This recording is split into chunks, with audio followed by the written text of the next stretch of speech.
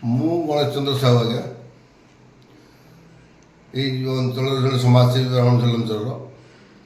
ଆଜି ଆମ ଫତେଗଡ଼ ମୁସଲମାନ ବସ୍ତି ଇସଲାମ ଚାନ୍ଦ କ୍ଲବ ତରଫରୁ ଏକ ଇଫତାର ପାର୍ଟିର ଆୟୋଜନ କରାଯାଇଥିଲା। ମୁଁ ଧନ୍ୟବାଦ ଦେଉଛି ପ୍ରଥମେ ଇଫତାର ପାର୍ଟି ଯେଉଁ ଇସଲାମ ଚାନ୍ଦ କ୍ଲବର ସବୁ ପିଲାମାନଙ୍କୁ ଏବଂ ଗ୍ରାମର ବୁଦ୍ଧିଜୀବୀ ମୁରବୀମାନଙ୍କୁ ଯେ ଆଜି ସେ ଆମକୁ ଡାକିଥିବାରୁ ଆମେ ଅଶେଷ ଧନ୍ୟବାଦ ଦେଉଛୁ।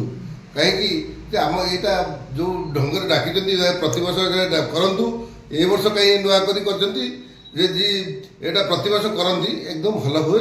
କାହିଁକି ନା ହିନ୍ଦୁ ମୁସଲମାନ ଶିଖ ସାଇ ଆମ୍ଭେ ସମସ୍ତେ ଭାଇ ଭାଇ, ଆମ ଭିତରେ ଭେଦଭାବ ନାହିଁ, ରହିଛେ ରହିବା ଏକ ହୋଇ। ଯେମିତି ବଗିଚାରେ ସବୁ ପ୍ରକାର ଫୁଲ ଫୁଟିଲେ ବଗିଚାଟା ଯଦି ସୁନ୍ଦର ଦେଖାଯାଏ, ଆଜି ଆମେ ଭାଇଚାରାରେ ବଞ୍ଚିତ ରହିଲେ ନିଶ୍ଚିତ ଭାବରେ ଗ୍ରାମ ପଞ୍ଚାୟତ ଏବଂ ବ୍ଲକ ଓଡ଼ିଶା ସମସ୍ତେ ସୁନ୍ଦର ରହିବ। ସମସ୍ତଙ୍କ ଭାଇଚାରା ରହିବା ଦରକାର।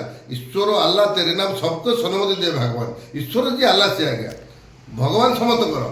ଈଶ୍ୱର ଯିଏ ଆଲ୍ଲାହ ସିଏ, ଆମେ ଈଶ୍ୱରକୁ ନମସ୍କାର କରୁଛେ, ସିଏ ଆଲ୍ଲାହଙ୍କୁ ଡାକୁଛନ୍ତି। ଈଶ୍ୱର ଆଲ୍ଲାହ ଈଶ୍ୱର ଆଲ୍ଲାହ ତେରେ ନାମ ସବକୁ ସନମତି ଦେ ଭଗବାନ। ତେଣୁ ଆମେ ସମସ୍ତେ ଗୋଟିଏ ପ୍ରାର୍ଥନା କରିବା ଭଗବାନଙ୍କ ପାଖରେ, ସମସ୍ତେ ଏଠି ଏକ ମନରେ ରହିଲେ ଭଲ କାମ କଲେ ଆମ ବିପଦରେ ସିଏ, ତାଙ୍କ ବିପଦରେ ଆମେ।